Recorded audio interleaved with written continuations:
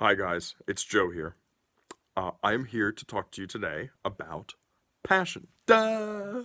You know, that flowery thing that people talk about and, blah. But anyway, first of all, I'd like to apologize for not having a video out for the last, like, 2.5 to 3 months or so.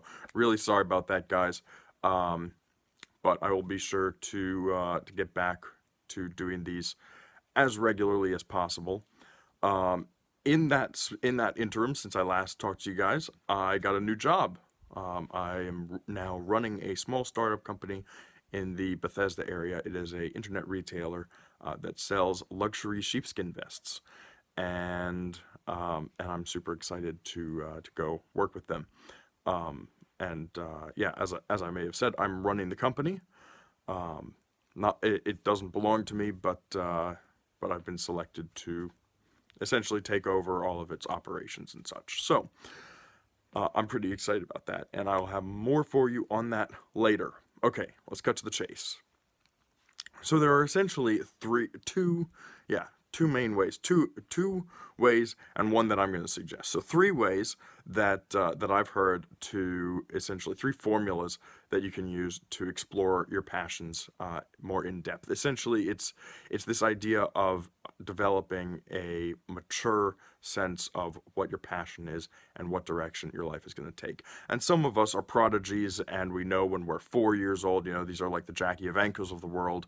Um, and they can just, they have like this, like, super, goddess talent or whatever, um, from God, of course, and that takes them where they want to be for essentially the rest of their life. But for most of us, it takes a little while.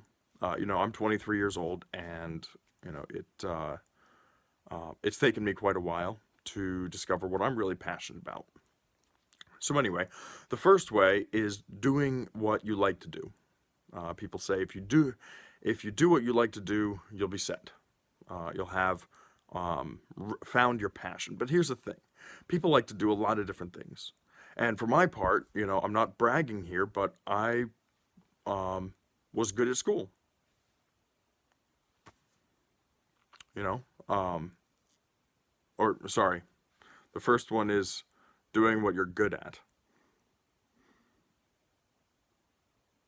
Yes, doing what you're good at is the first one. I'm sorry, it's late at night. But anyway, so the first one is to do what you're good at. And so, as I said, not bragging, but, I was good at school, but I hated about 80% of it.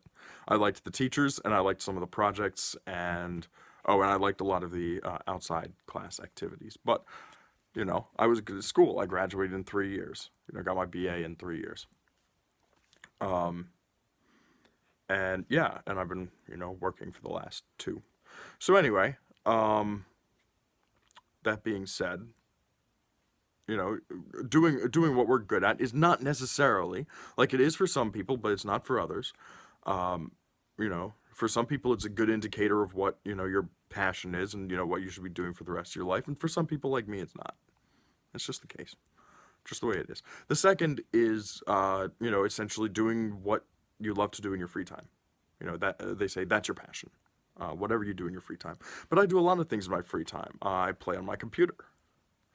I watch television. I ride my bike 30 to 60 miles a week. Or at least I will again when my broken arm is healed. But anyway, bike crash last week. But it's all right. I'm not in pain. Um,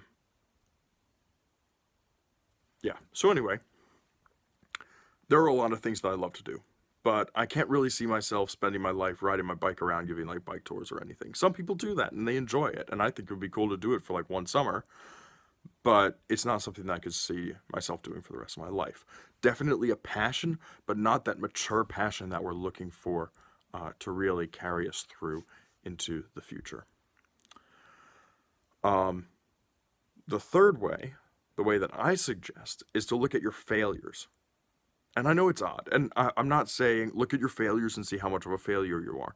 I'm saying look at your failures and see what things you failed at doing, but just kept doing, regardless of how much you failed.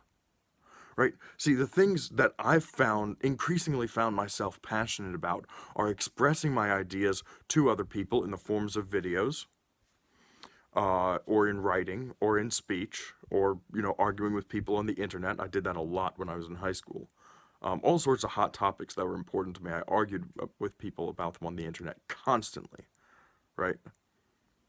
Um, it was me trying to express ideas that were important to me. And the reason that I know that I'm really passionate about doing that is because I did it incessantly and kept failing. And even though I kept failing, I kept doing it. Same thing with connecting people with other people. I really enjoy connecting people together, making that connection, that bond, or at least inviting two people to create a connection or a bond. Um, whether that's for, social purposes or business purposes or educational purposes, whatever it is, um, I really enjoy connecting people together. Um, and yeah, it's something that I've failed at. Again, I've failed at it constantly, over the course of the last 2 years. But I've also succeeded at it from time to time, and I've seen what happens when I succeed. The people flourish. That relationship leads to greater prosperity for those two people, and um, and of course, sometimes the connection is made and it doesn't lead to prosperity for the people, but, they're aware of each other, they're now friends, things like that, you know? And that really moves me. That's something that is important to me. Um, so yeah, anyway, that for my part anyway, I just wanted to throw out there that there's this third way of discovering your passion, and that is, once again, searching your failures. Whatever you do that you constantly fail at, but just keep doing, that is definitely a mature passion that you can do for the rest of your life. And you can fail, and I will be totally, brutally, 100% honest with you.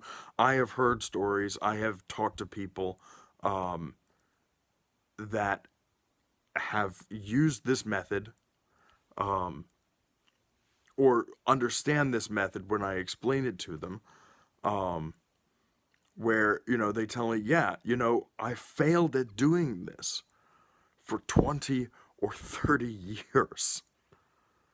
20 or 30 years from the time that they left college. But ultimately, they won.